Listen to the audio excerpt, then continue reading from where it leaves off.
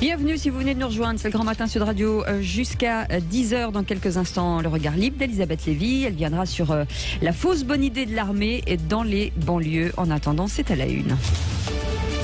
Et c'est une nouvelle vague de cas d'infection de coronavirus. C'est l'Agence régionale de santé d'Île-de-France demande aux hôpitaux et cliniques de déprogrammer 40% de leurs interventions. On en parle ce matin avec le docteur Jamil Ramani, qui est chef du service d'anesthésie et réanimation à l'hôpital franco-britannique de Levallois-Perret. Bonjour.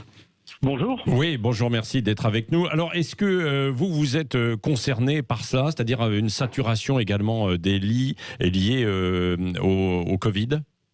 Eh bien, on a 50% de nos lits qui sont occupés en réanimation par le Covid. Oui. J'ai 8 lits et donc il y a 4 lits qui sont occupés par le Covid. Et oui, on sent la pression qui monte depuis plusieurs semaines. On a eu un patient, puis 2, puis 3, puis 4. Et là, on en refuse, ce qui oblige les urgences à transférer dans d'autres hôpitaux de la région parisienne. Oui, d'où cet appel de l'ARS, alors de déprogrammer 40% des interventions. C'est ce que vous allez faire également de votre côté ?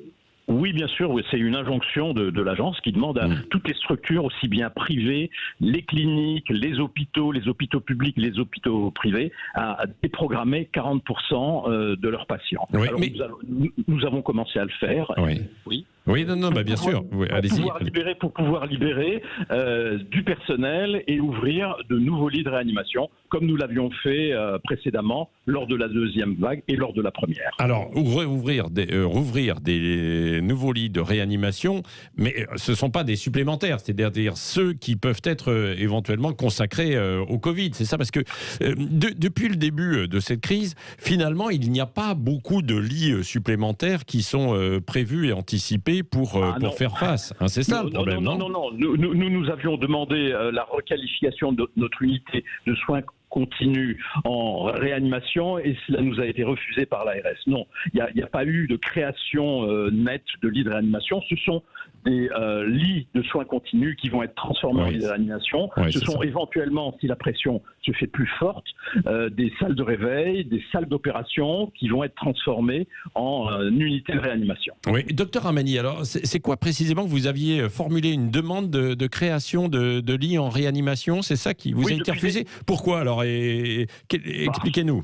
Parce que, selon les autorités sanitaires, il n'y a pas de besoin au niveau de la région à la création de nouveaux lits de réanimation.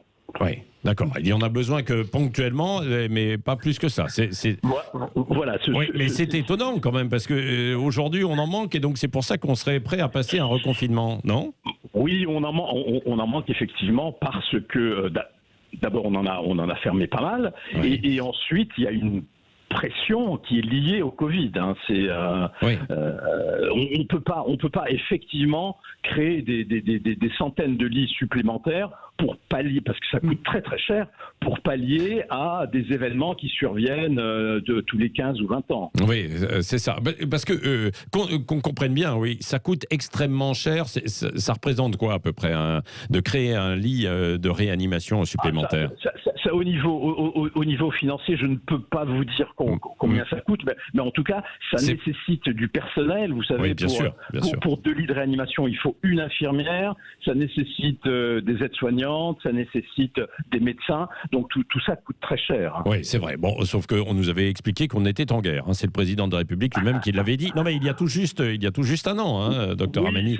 Et on n'a pas terminé visiblement cette guerre, quoi, parce que alors il va y avoir la vaccination qui arrive, etc. Mais vous savez, les nouvelles qui viennent d'Israël, qui viennent d'Angleterre, sont très bonnes. C'est-à-dire que on a une diminution chez les vaccinés du nombre d'hospitalisations. On a une diminution en Israël de la mortalité. Israël, hier, a recommencé à ouvrir les restaurants.